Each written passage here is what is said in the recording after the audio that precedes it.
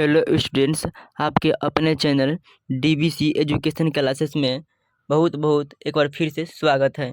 आज के इस क्लास में 51 से 100 तक के क्वेश्चन कराने वाले हैं, जो कि कल के क्लास में दूसरे क्लास में 1 से 50 तक का क्वेश्चन करा चुके हैं। आज 51 से 100 तक कराने वाले हैं, तो सेंट्रल एग्ज़ाम के लिए कराने वाले हैं, जो कि सेंट्रल एग्ज़ाम में इसी में से क्वेश्चन आएगा।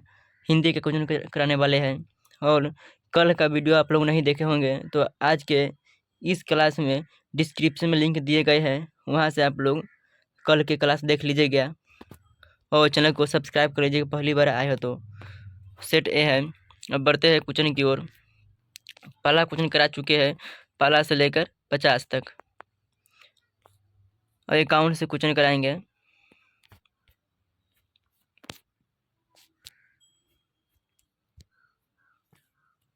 इक्यावन नंबर क्वेश्चन दिया गया है, और इस चैनल को आप लोग सब्सक्राइब कर लीजिए। आप क्लास अच्छा लगे तो लाइक शेयर अपने दोस्तों के पास जरूर शेयर कीजिएगा। पहला क्वेश्चन दिया गया 51 नंबर, सुजाता की कितने कृतियाँ प्रकाशित हो चुकी हैं। तो सुजाता की कितने कृतियाँ प्रकाशित हो चुकी है, तो 25 कृतियाँ प्रकाशित हो चुकी है। ऑप्शन बी इसका करेक्ट आंसर हो जाएगा, 25 कृतियाँ। और 52 नंबर क्वेश्चन है, नगर कहानी के अनुवादक है। तो नगर कहानी का अनुवादक कौन है, तो के इसका अनुवादक हो जाएगा ए के जमुना, क्योंकि ए के जमुना इस ऑप्शन में नहीं दिया गया था। आप लोग याद रखिएगा, ए के जमुना ये ऑप्शन में नहीं दिया गया है, तो आप लोग ध्यान रखिएगा। और अगला क्वेश्चन है, अनुज का स्त्रीलिंग है। तो अनुज का स्त्रीलिंग क्या हो जाएगा, अनुज का स्त्रीलिंग हो जाए अनुजा। करेक्ट आंसर ए हो जाएगा, अनुजा। अब 54 नंबर क्वेश्चन है, इनमें से कौन शुद्ध शब्द है। तो इनमें शुद्ध शब्द कौन सा हो जाएगा, शुद्ध शब्द अधीन। क्या यह अधीन शुद्ध शब्द है, क्या यह अधीन शुद्ध शब्द है। तो अधीन का शुद्ध शब्द ऐसे लिखा था है, अधीन ऐसे होता है। तो इसके करेक्ट आंसर बी में दिया गया है, अधीन। दास शब्द का पर्यायवाची है। तो दास शब्द का पर्यायवाची क्या हो जाएगा, दास मतलब नौकर होता है, नौकर चाकर। तो दास का पर्यायवाची हो जाएगा नौकर चाकर, तो इसका चाकर हो जाएगा, ऑप्शन ए में दिया गया है, चाकर। करेक्ट आंसर ए हो जाएगा। और सेंट्रल एग्जाम के लिए यह प्रश्न बहुत ही महत्वपूर्ण है, क्योंकि यह सेंट्रल एग्जाम 19 तारीख से शुरू होने जा रहा है। 19 तारीख से क्लास 10th का। 56 नंबर क्वेश्चन है, अपेक्षा का विलोम है। अपेक्षा शब्द का विलोम हो जाएगा, अपेक्षा शब्द का विलोम क्या हो जाएगा, तो अपेक्षाधीन हो जाएगा, अपेक्षाधीन। करेक्ट आंसर बी हो जाएगा, अपेक्षाधीन। वगजाल शब्द का संधि विच्छेद होगा। वगजाल शब्द का संधि विच्छेद वाक प्लस जाल होता है, से बनता है वगजाल। करेक्ट आंसर ए हो जाएगा, वाक प्लस जाल। पूरब शब्द का संज्ञा है। पूरब कौन सा संज्ञा है, पूरब कौन सा संज्ञा है, का व्यक्तिवाचक संज्ञा है, जातिवाचक, भाववाचक या गुणवाचक संज्ञा है। तो पूरब एक व्यक्तिवाचक संज्ञा हो जाएगा। करेक्ट आंसर ए है, व्यक्तिवाचक। निम्न में से कौन सर्वनाम है। तो सर्वनाम कौन है, यह, राम, भाई, बहन, अच्छा। तो सर्वनाम इसमें से यह हो जाएगा, यह वह सर्वनाम है, यह। करेक्ट आंसर ए में दिया गया है, यह। 60 नंबर क्वेश्चन है, गुणवाचक विशेषण है। गुणवाचक कौन सा विशेषण है, तो गुण एक अच्छा विशेषण है, गुणवाचक एक अच्छा विशेषण है। वह लड़का अच्छा है, तो गुण को दर्शा रहा है, तो गुणवाचक विशेषण होगा अच्छा। बुधा एंड हिज्म धामा के लेखक है। बुधा एंड हिज्म के लेखक कौन है, तो डॉक्टर भीमराव अम्बेडकर है। बुधा एंड हिज धामा के लेखक भीमराव अम्बेडकर हो जाएगा। करेक्ट आंसर सी में दिया गया है। गिरधरलाल सेन साहब की किरानी में क्या था। तो गिरधरलाल सेन साहब की फैक्ट्री में किरानी का काम करते थे, किरानी थे। करेक्ट आंसर सी में दिया गया है, सी हो जाएगा। और इस चैनल पर नए आए हो तो इस चैनल को आप लोग सब्सक्राइब कर लीजिए, क्योंकि सब्सक्राइब करके और बेल आइकन दबा दीजिएगा, क्योंकि हर वीडियो का नोटिफिकेशन आपको मिल सके। अब मनुष्य की पशुता को जितनी बार भी काट दो, वह मरना नहीं चाहती। यह पंक्ति किस शीर्षक कहानी की, शीर्षक पाठ की है? तो नाखून क्यों बढ़ते हैं, शीर्षक पाठ की है। नाखून क्यों बढ़ते हैं, शीर्षक पाठ की है। चंद्रगुप्त द्वितीय का व्यक्तिगत नाम क्या है? चंद्रगुप्त द्वितीय व्यक्ति का नाम हो जाएगा देव। इसका नाम देव है।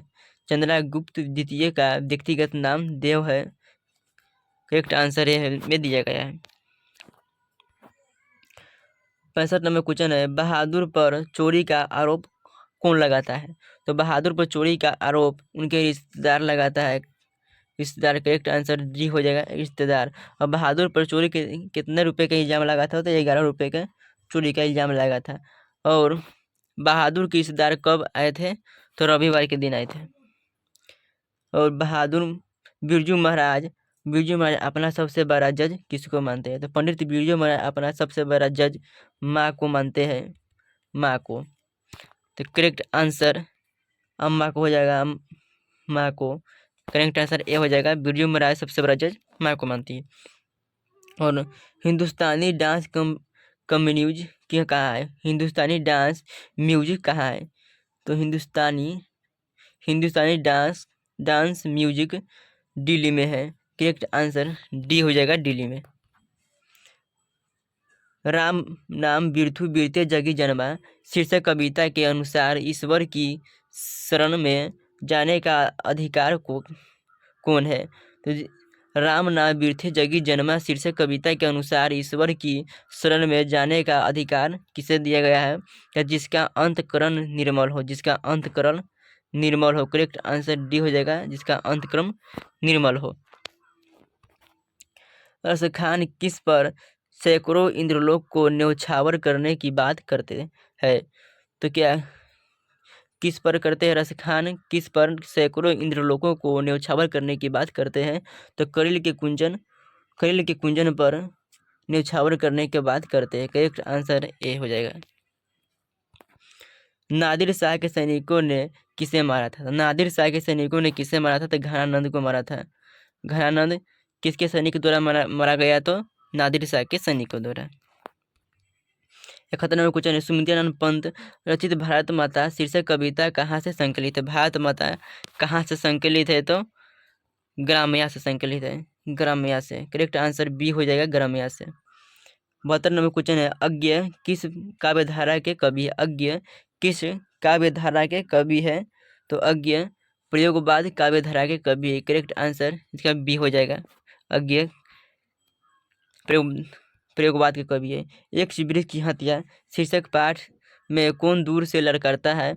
तो बूढ़ा चौकीदार। तो बूढ़ा वृक्ष के रूप में चौकीदार, वृक्ष रूप में चौकीदार। यदि कोई जाता है उसके घर के पास तो बुझाता है दूर से ही ललकार रहा है बूढ़ा वृक्ष। 74 नंबर क्वेश्चन है, कवि रेल मरिया रेल के किसका शानदार लवादा गिर जाने की बात करता है?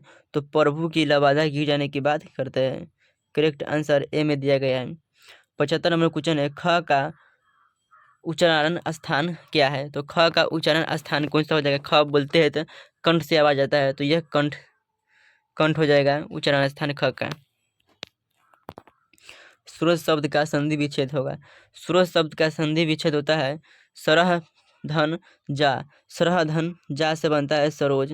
करेक्ट आंसर सी हो जाएगा। और इनमें कौन शुद्ध शब्द है? क्षमा यह गलत है, चिन्ह भी ये गलत है, क्षण छत्र यह भी गलत है, लेकिन गणित सही लिखा गया है, गणित यह शुद्ध शब्द लिखा गया है। करेक्ट आंसर डी हो जाएगा। सिंधु शब्द में कौन सा संज्ञा है? सिंधु शब्द कौन सा संज्ञा हो जाएगा? सिंधु। तो सिंधु एक किसी चीज का नाम है, किसी नदी का नाम है सिंधु नदी। कहते हैं ना यह नदी तो एक नाम है, तो यह व्यक्तिवाचक हो जाएगा। नियम शब्द का लिंग निर्णय करते हैं, तो लिंग निर्णय का नियम हो जाएगा ए, स्त्रीलिंग हो जाएगा, यह बी हो जाएगा इसका करेक्ट आंसर।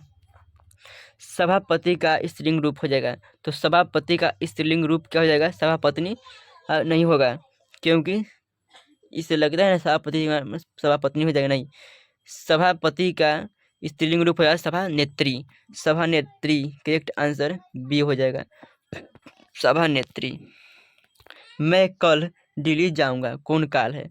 मैं कल दिल्ली जाऊंगा, कौन सा काल है? तो ये कल के बात हो जाए, जो आने वाला कल में होने वाला है, तो ये भविष्य की बात हो रहा है, तो भविष्य काल हो जाएगा। करेक्ट आंसर सी में दिया गया है। गृह प्रवेश कौन सा समास है? तो गृह प्रवेश कौन सा समास है? घर में प्रवेश करना है। तो गृह समास में एक तत्पुरुष एक कारक चिन्ह का बोध आ रहा है, घर में प्रवेश करना है। करेक्ट आंसर सी हो जाएगा। दुख शब्द का प्रवाची है, दुख शब्द का प्रवाची हो जाएगा, दुख शब्द का प्रवाची क्या हो जाएगा? इहा। दुख प्लस दुख का प्रवाची इहा हो जाएगा, इहा। डी इसका करेक्ट आंसर हो जाएगा, इहा।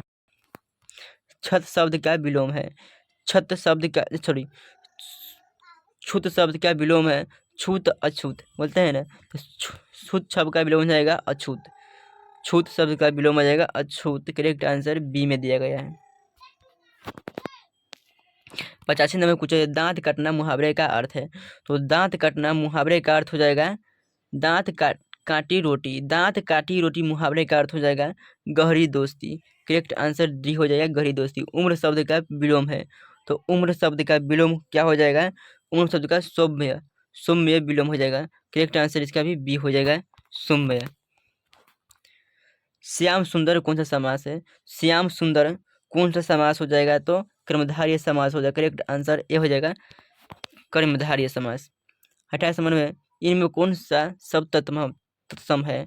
तो तत्सम कौन सा शब्द हो जाएगा? कपूर एक तत्सम है, यह पिछले क्लास में भी कराए थे तत्सम।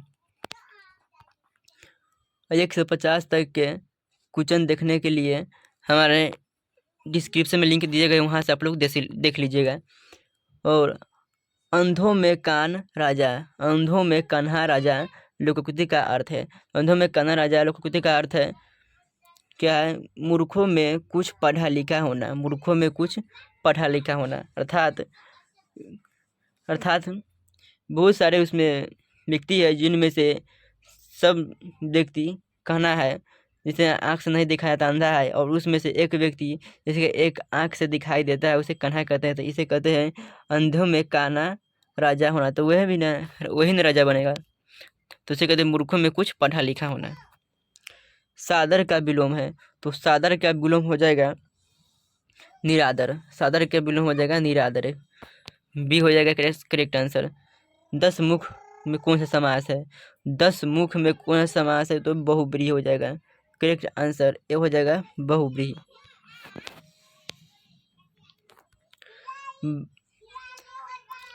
अपने से बड़ों का आदर करना उचित है, किस सर्वनाम का उदाहरण है? तो किस सर्वनाम का उदाहरण? अपनों से बड़ों को आदर करना किस सर्वनाम का उदाहरण है? तो यह हो जाएगा निजवाचक। करेक्ट आंसर सी हो जाएगा। परीक्षा शब्द का लिंग निर्णय करें, तो परीक्षा शब्द का कौन सा लिंग हो जाएगा? तो ये स्त्रीलिंग हो जाएगा। करेक्ट आंसर ये हो जाएगा परीक्षा का स्त्रीलिंग हो जाएगा। उदय शब्द का संधि विच्छेद होगा, उदय शब्द का संधि विच्छेद होगा उत्धन अय, उत्धन अय से बनता है उदय। करेक्ट आंसर डी हो जाएगा। निवास शब्द में उपसर्ग है, तो निवास शब्द में उपसर्ग कौन सा है? तो नि उपसर्ग है। करेक्ट आंसर ए हो जाएगा नि। धरती कब तक घूमेगी शीर्षक पाठ में सवाल किस चीज का सवाल है? धरती तक कब तक घूमे शीर्षक पाठ में सवाल किस चीज का है? तो रोटी का है। करेक्ट आंसर सी हो जाएगा रोटी का। वली अम्बाल ने बेटी का ठीक होने के लिए किस मंदिर में मन्नत मांगी थी? तो वेदीश्वर मंदिर में